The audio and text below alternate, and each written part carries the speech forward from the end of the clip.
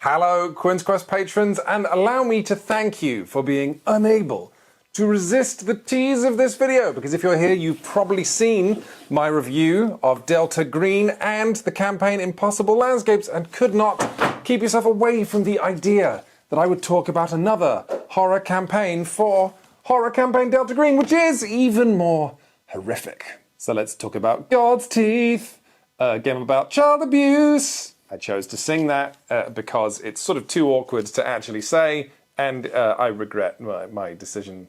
So where a lot of Delta Green modules take a Lovecraftian mystery or problem and then lace it with a very tangible human experience like xenophobia, obsession, or sexuality to situate you in an atmosphere that feels more real, more true to the world we all live in, God's Teeth switches this around.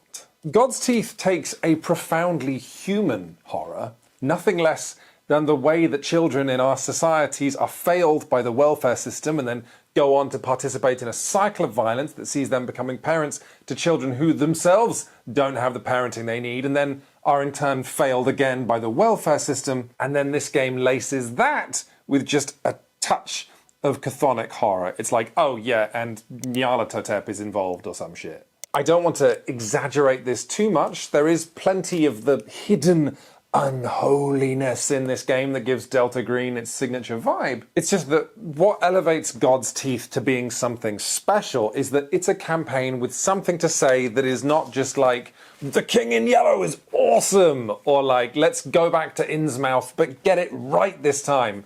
No, what this game has to say, as you can in fact read in the afterword written by the author, is that the author of this book, Caleb Stokes, was an English teacher to children for over a decade.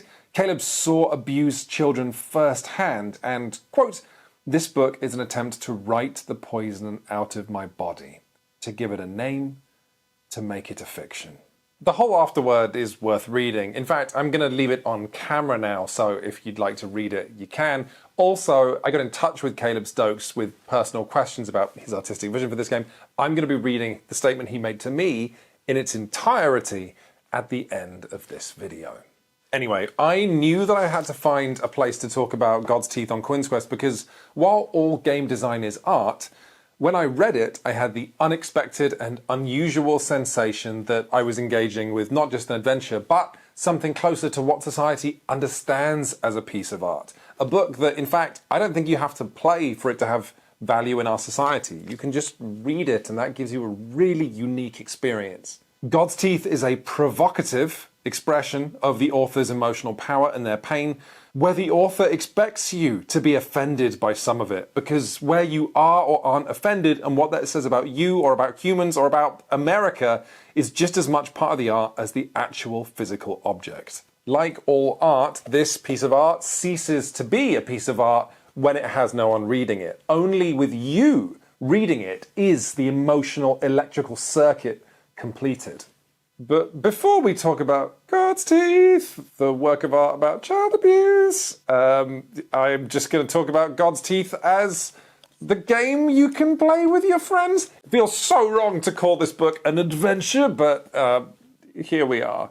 Before we proceed, I obviously have to give two warnings to you, the viewer. The first warning is simply a spoiler warning, just like my review of Impossible Landscapes. I can't really talk about this game in a satisfying way without spoiling it. So please, if you think one day you might be a player in God's Teeth, stop watching the video now, seriously, otherwise you will be sandblasting your ability to enjoy this campaign and permanently locking yourself into the adult high chair that is the game's master seat. But unlike Impossible Landscapes, where I'm going to say, don't spoil this for yourself, it's too fun. Maybe you want to spoil yourself with God's Teeth because maybe you don't want to be, as a player, forced to make the ugliest choices I've ever seen an adventure give players. So let's blast the spoiler klaxon. You didn't think I had this with you, did you? Fuck! I hate fucking up takes where I've blown an air horn. It makes me assume my neighbors are going to want to kill me. Let's just keep that take in the edit. Fuck it. Oh, we're having fun today. The second warning I have to give you is a content warning, but you know, we can just read the content warning in the book. That's the wrong book. This campaign concerns and confronts violence against children. such subject matter can be far, far worse, more personal and awful than the usual cosmic horrors of Delta Green. So, if you're not comfortable hearing about a campaign that quite literally explores child abuse on a nightmarish scale, and not always in nightmarish detail, but sometimes that's worse because it lets your imagination fill in the gaps, I would encourage you to give this video a miss. Although I will also say, don't let this video or God's Teeth scare you away from playing Delta Green in general. I really can't tell you how much of an aberration this book is. I'm sort of in awe that Delta Green Publishers' Arc Dream even allowed this. I can't think of many publishers who are like, yes, our brand can survive affiliation with full-bore pedophilia. So, let's start this analysis with me just spoiling the bejesus out of this adventure by telling you what happens in each of its 4 acts. Part 1 of God's Teeth is set in 2001, when the player characters are given an offer they can't refuse. A tap on the shoulder from a Delta Green contact who tells them to go to a small farmhouse in the woods known as Cornucopia House and kill all the adults, because while they've successfully applied to the state for the duty of raising some 20 kids, in actuality what's happening out there is child abuse with the single-minded purpose of a factory farm. And then here's where the Cthulhu of it all comes in. They're doing this in order to attract the attention of some evil god. The players will then investigate the situation and then plan and prepare an assault on Cornucopia House that the players might expect to be like a cool combat, but will play a lot more like an execution. The players are going to come down on these NPCs like the hammer of God. But at the end of it, the players are going to be stood over the corpses of 4 adults and with 20 very much still living children stood around them. The whole operation smells more of necessity than it does heroism. The players had to quote-unquote save these kids, but now their mission is over and they have to leave because these children are not Delta Green's mission. Heroism, such as it is sort of what begins after the player characters leave, because that's when all of the underpaid, overworked social workers in the United States have to take over. The players are then temporarily spared the most depressing bit of this campaign, because the GM is then going to read what happens to these 20 kids. And basically, they're all disseminated to different care homes, foster homes, and institutions, and almost all of them are failed by the system, though God's Teeth isn't so bleak as to spin you a lie that always kids are failed by the system. It means quite a lot to me that there are like 1 or 2 kids that do get out okay. The way the players in the campaign experience this time is just as a time skip, where they get to reimagine their player characters then 15 years later. Although, as with Impossible Landscapes, when you've got this big time skip, you do have the option of putting a couple of Delta Green modules in here and there. So like maybe you've been apart for 5 years, then Delta Green put you on another mission and you can pull in a different Delta Green adventure. It's up to you. But then, oh god, oh no, oh fuck. Part 2 of God's Teeth happens in 2016 when a series of grisly murders lead state authorities to excavate the land at Cornucopia House, where they discover the bodies of dozens of abused children who were killed in the years before the player characters liquidated the owners. Worse, the player characters' names have somehow come up connected to this case, and the player's handler, the NPC representative from Delta Green, tells the player characters they are this close to Delta Green simply pinning the entire affair on the player characters, which is also not strictly untrue, and the player characters then spending the rest of their life in prison. If the player characters don't want to do that, they have to embark on the mother of all cover-ups. The players are given cover identities that will allow them to take control of the federal investigation into Cornucopia House, and their new mission is to cover their own ass and remove any findings pointing towards Delta Green. What follows is a really interesting adventure that's probably quite challenging to run for the GM, but potentially incredibly informative and depressing for everyone at the table. It's an exhaustive exploration of the options and challenges governments have when it comes to covering up their crimes. You're going to be disappearing, corrupting, and explaining away evidence. You're going to be setting up multiple competing theories for what happened, and none of them are going to be true. You're going to be figuring out which innocent-ish government department has got to take the blame for all this, because a bunch of people have got to get fired, and it can't be you if you want the conspiracy to stay protected. And bleakest of all, your player characters have got to figure out which state police and journalists are onto you. The people who can smell a cover-up and don't want whoever was responsible for whatever was happening at Cornucopia House to get away with it. And you have to do whatever it takes to shut them up. Depending on how well the party pulls this off, which is at least partially a question of how willing your players are to become the ethical equivalent of fucking stinky bog monsters. In part 3 of the campaign, the players are then allowed some degree of freedom to follow the leads regarding these mysterious murders who are blowing Delta Green's cover. And it turns out to be some of the children who survived Cornucopia House 15 years ago. For lots of reasons, some of them simply very human, some of them very chthonic, they are now perpetuating further violence and threatening the American system that let everything happen to them, and that includes Delta Green. So basically, a small handful of these children are intent on setting fire to the system that fails so many people, and Delta Green, which fails so many people, and your player characters can't allow that to happen, so the end of part 3 is you liquidating those kids. Finally, in part 4 of God's Teeth, and this and only this bit of the book was the part that had me going when I read it, it's revealed that the most frightening, most corrupted child survivor of Cornucopia House has grown up to get a job for the Trump administration, running a facility that detains unaccompanied children of migrant families, and is replicating the machine-like abuse of children that he experienced, but this time in a heavily guarded warehouse in the desert. And Delta Green don't want to do anything about this, because this is an official sanctioned government facility, so if the operation goes wrong, Donald Trump might start asking questions, he might find out about Delta Green, and that could lead to the end of the organization. And that's actually one of the better case scenarios. I think we can all agree you don't want a lot of today's politicians in a situation where they know about God's offering ultimate power. And so God's Teeth ends with the player characters doing the only thing they can, which is going rogue. They decide that without Delta Green's sanction, they're going to go in, they're going to destroy this warehouse and the people involved, and they know that this will lead to, best case scenario, all of their deaths. Worst case scenario, just don't think about it.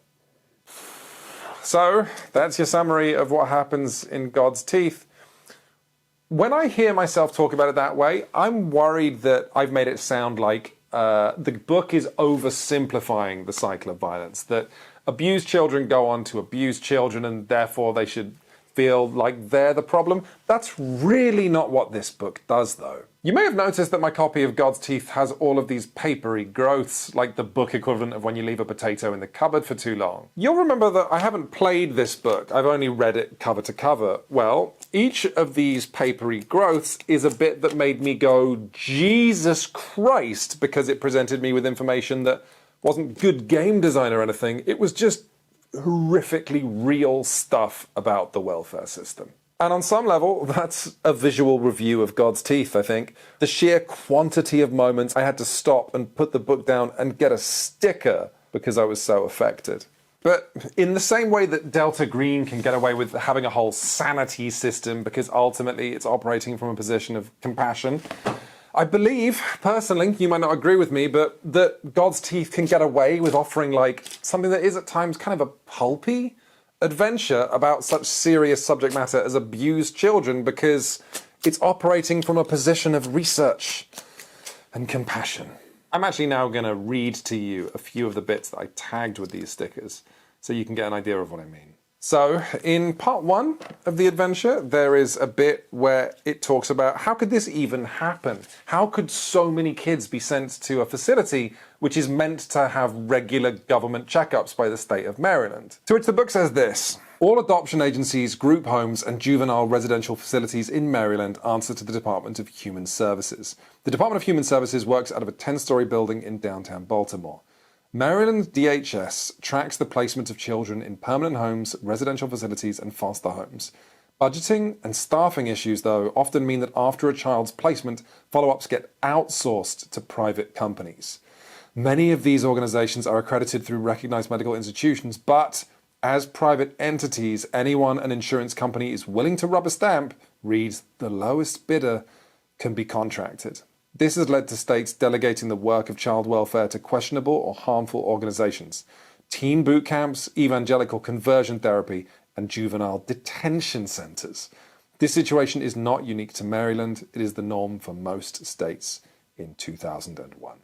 Moving on, in part 2, where the players are trying to cover up what was happening at Cornucopia House, there's a long section on how the players are encouraged to get rid of awkward evidence, stuff that's as small as a spent shell casing or as large as the body of a child. One of the things you can do, reinterpret. Branding a piece of evidence with a false narrative requires manipulating the three factions with stakes in the Cornucopia House investigation: Maryland State Police, Cecil County Sheriff, and the press. Manipulating these factions into safe interpretations of events provides the most seamless cover to the agents and Delta Green, especially if multiple sanitized narratives contradict and compete with one another. This is ideal for counterintelligence. Dangerous facts that cannot be reinterpreted must disappear. Or, I have to warn you guys, this one is much worse than the other two. In part 4, where the players make their way into the government facility that locks down unaccompanied minors, there's this. An empty plastic sour heads container in security and processing has a handwritten sign that reads $5 to make life easier. The staff say it's for local charities. An agent who succeeds with human can tell it's a lie. Only agent staff consider law enforcement can get the true explanation. According to federal guidelines, detainees brought to the facility by local police qualify as unaccompanied minors once they've been separated from family, and according to local statutes, a minor is considered unaccompanied and awaiting representation if they have the means to hire their own lawyer. Unlike the unaccompanied, minors who are awaiting legal representation may be held indefinitely. The municipal jurisdiction defines a solvent minor as any minor in possession of $5 US, either in a federally recognized bank account or US currency. The staff donate to the pot every week in order to give $5 to every teenager before booking. On slow weeks, staffers use the money to buy donuts for the office. But these are just a few examples, a few bricks pulled from the walls of a whole capably researched house of horror that this book represents. And yet, from a game design perspective, this book does an interesting balancing act. It throws your attention across this pitch dark lake like a skimming stone, so you're always making contact with this darkness, but the players are never fully submerged in it.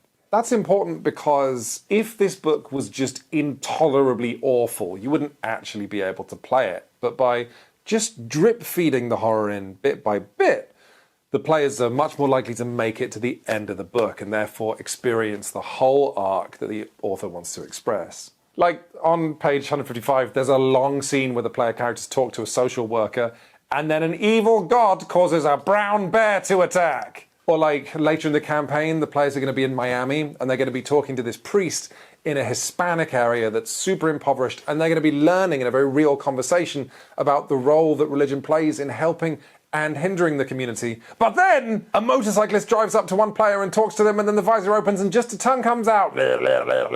I really respect this book's hustle. It's like at all points taking the party's hand and drawing them along and saying, "You're just playing Delta Green. You're just playing Delta Green. Come on, come this way." And in doing so, it leads them on this monumentally dark journey. A journey that lasts so long and is so fucking depressing that in part 4, the players are exploring the consequences to their actions, which were in and of themselves consequences to their actions, which were consequences to their actions, which were the, shit, are we the bad guys? And yeah, that's the main central question that the book wants you to explore. I'm just going to be honest with you guys for a second.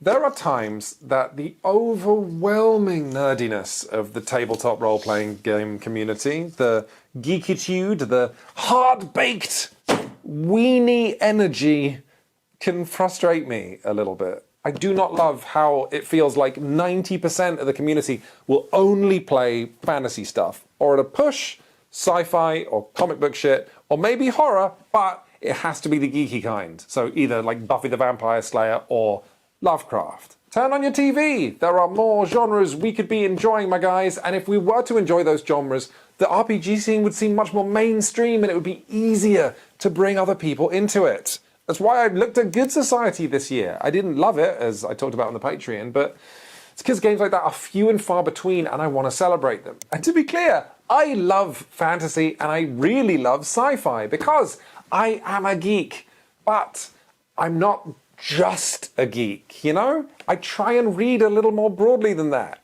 Literally. I'm really happy that I got into reading again during the pandemic, and these are some of my favorite novels in the last 5 years. So I'm not saying that RPGs shouldn't be geeky, I'm just saying that, like me, maybe they could be geeky and other things. Exploring themes like, hey, being a musician is hard, or a mystery but without the horror, or lumberjacking sucks and also so does being a Native American, or I'm an artist but oh no, I'm sick, or time is really awful, huh? Or hey, womanhood in the 21st century or at any time seems complicated, or art and riding motorcycles.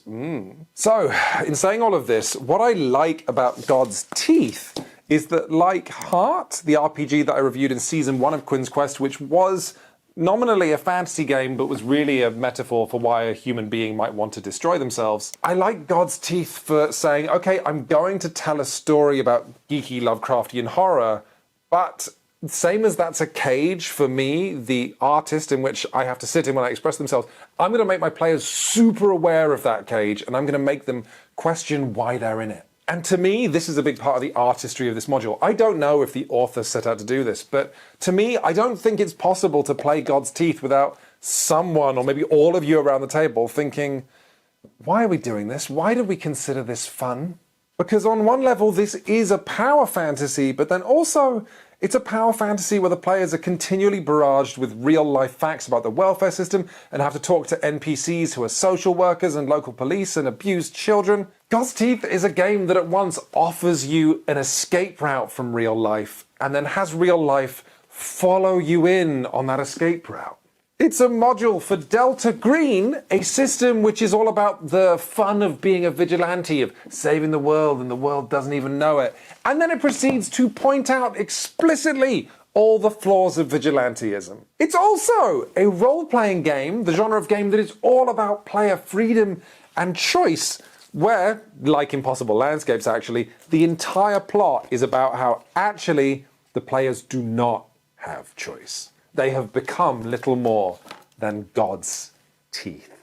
At some point, they became the jaws of a predatory being with fathomless hunger, and they have no more free will than an incisor does. In other words, I personally love God's Teeth for saying, hey, come on geeks, let's play a big campaign, let's have a cool, big, geeky, fun power fantasy pastime. And then as you're playing, what the game is really doing is it's saying, what are we doing here, guys? Not since Kieran Gillen's Die has there been an RPG that is so fundamentally skeptical about what we're trying to do. And you might hate it, but believe it or not, I live for that skepticism because that's my job.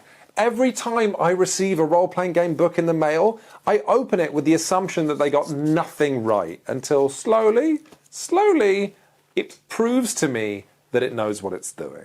And I just feel really seen by this book, by its skepticism about the idea that we all get to play the hero, skeptical about why we pin our evils to imaginary villains when real life is so evil already. It's perhaps even skeptical about why we roleplay and what we gain from doing it, and it presents all of this within the very format that it's critiquing.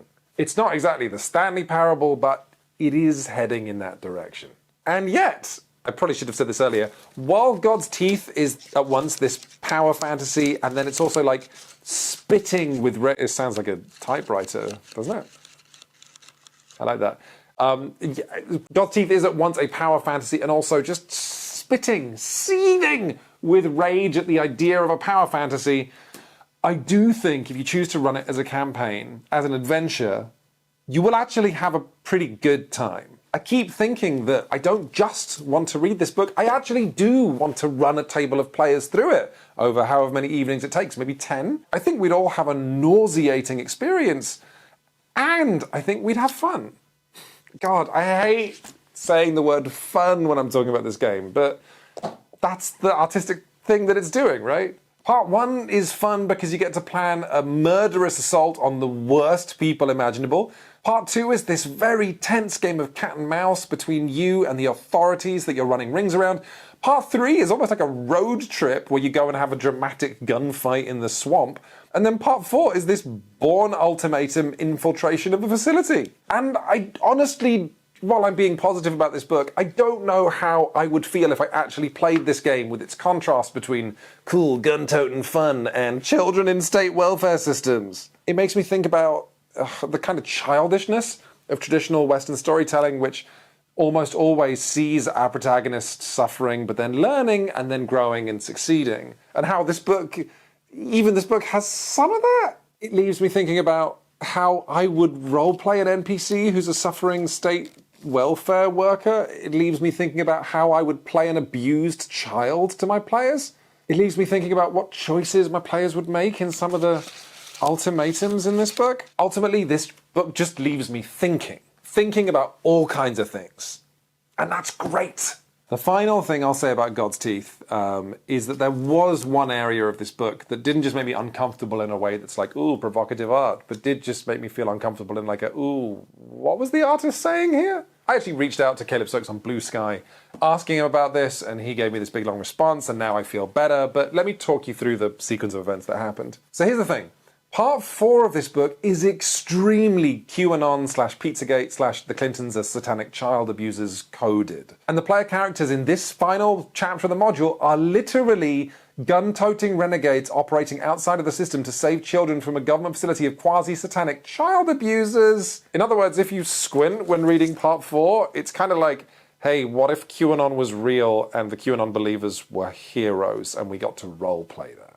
And I will admit, I did say in my Delta Green review that it works really well for a horror game to have the players playing the strong arm of America's fascistic law enforcement, because while we all hate that system, it's uncomfortable and role-playing within that maybe has some value. So it is, in this campaign, certainly horrible and maybe interesting to have player characters who basically believe in QAnon, but it's real. But also, in a campaign that is otherwise super compassionate to the welfare system, and especially to the children separated from their migrant families, this final part of the book then was just kind of this weird aberration where I was thinking to myself, why does the author of this book read like they were maybe the kind of person who participated in January 6th? But that is absolutely not who Caleb Stokes is, and here's the statement he made to me in full. Caleb writes, "The American right wing's obsession with think of the children is at best a dehumanizing distraction. At worst, it's projection. QAnon, adrenochrome, Pizzagate, in addition to derailing some of the most mentally fragile people on the planet and leading to actual violence, I believe these ideas do the majority of their damage through confabulation. As you know, there are no magic tunnels under DC, codes in emails, or secret human trafficking semaphore as seen on TikTok. The overwhelming majority of child abusers live in the homes of their victims. Some estimates put it at above 90%. Those outliers preying on strangers, the ones with power and money utilize their status to do their hunting as an open secret. Or they so widely disperse their accountability as to build co-conspirators parallel to existing networks of influence and power. The US right-wing obsession with these issues are motivated by violence, of course. QAnon folks are proven rubes. But it's also a cultural inability to address or even examine clearly the banal, everyday evil of the situation. More funding for education, adequately staffed social work programs, returning national mental health facilities to the nation, addressing the class disparities that prevent counseling and healthcare, addressing any one of these complex and ongoing crises in the US would help improve the lives of all children in America, especially the abused. Instead, the GOP stokes hate mobs to fire teachers for dyeing their hair, or acknowledging a child's pronouns, or putting a book in the library. They keep punching at phantoms instead of addressing the known and documented sociological responses to abuse. The motivations for this amongst the elite I can only guess at. I'm certainly maintaining that maximum profit exploitation on behalf of the ruling class by gutting all social programs is the main one. Ideology has to be in there. White supremacy, patriarchy, settler colonialism.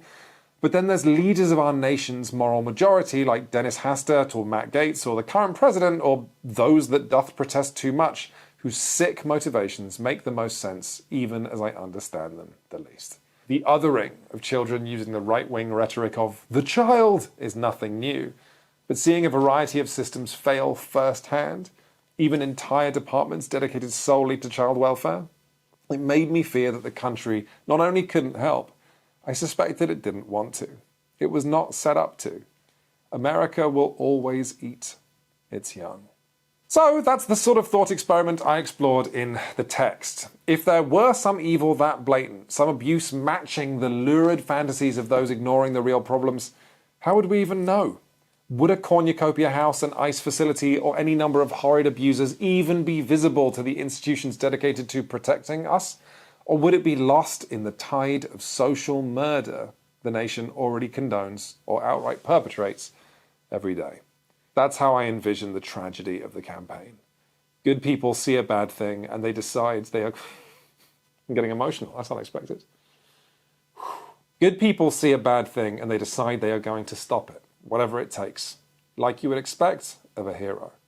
And every op is a new way for that pure intention to be stymied and corrupted. At its core, Go Forth shows the inadequacy of vigilante justice. The inciting incident is the foolishness of that pedo-hunter revenge fantasy that the right peddles. Red Thoughts, Part 2, demonstrates the ineptitude, apathy, and ass-covering that hamstrings law enforcement. White Thoughts, Part 3, is a bloody trail through the failures of social work, charity, education, and the foster system. The Hidden God, Part 4, insists upon the government's own culpability in the crime. Even Delta Green finds itself sidelined by petty politics. When Bast, who's the god of the campaign, the players are Bast's, God's teeth. When Bast offers a dark alternative, I wanted to see what players did when presented with the endless failures and betrayal of human institutions. When the North Star of a clear moral imperative gets constantly twisted by politics, institutional inertia, and the cage of this moment in history, an alien god is the only chance at justice in the game's systems. What would it mean to accept that calling? To find a never-ending, unnatural bloodshed preferable to the status quo? So yeah, TLDR, my engagement with certain right-wing fantasies of satanic child abuse were deliberate. At every point, I tried to contrast those fake cosmic evils with the real-world tragedies and sober assessments of the actual harm done to people in this country. In the world of Delta Green, kernels of true alien malice hide among the ecosystem of mundane human cruelty. A secret, worse reality obscured beneath the disappointment in our own. In the world of the reader, I hoped to point out the thin delusions that hide the true scope of the problem and the nation's desperation to cling to such fantasies instead of confronting the cold, nightmarish truth. Lovecraftian horror is about the terror of disillusionment, and this was the type I was most familiar with at the time of writing. Anyway, sorry for the typos and long-winded response. It's rare I get a chance to say what I mean outside of the confines of a stat block. Wow, thank you very much for watching this Quinns Quest Patreon video, everybody. I've really enjoyed using this video as a chance to talk about a module that I haven't actually played. And now I'm torn, to talk candidly, because I really enjoyed making this video. I would like to use more of this paywalled Patreon content to talk about modules I haven't played or might never get the chance to play. But I don't feel great putting content made by TTRPG designers who really need my voice to reach out to audience members and get more sales. I don't like putting that behind a paywall. I did in this case because I don't want to talk about child abuse on the super public forum. But yeah, let me know what you think in the comments. If you guys would like to see more coverage from me talking about just unusual RPG modules that maybe I haven't played, that wouldn't get full Quinns Quest review treatment, let me know. And if you've enjoyed this, but generally your bread and butter is me talking about the art and craft of role-playing, let me know that too. Thanks so much, everybody. And let's all thank Caleb Stokes for giving me such an interesting thing to talk about this month. And for almost making me cry, you fucker.